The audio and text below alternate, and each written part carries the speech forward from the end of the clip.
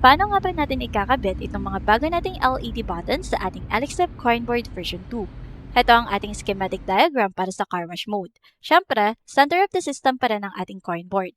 Nakakonect dito yung mga usual components natin, ang coin slot, bill acceptor, SSRs, mga sockets for our motors, at yung LCD display natin.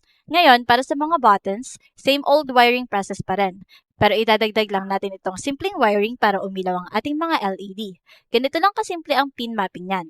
Para sa button 1, ikabit ang positive wire ng LED sa S6 SIG at ang negative sa ground. Para sa button 2, positive sa S7 SIG at negative sa ground. Sa button number 3, positive sa S8 SIG at ang negative sa ground.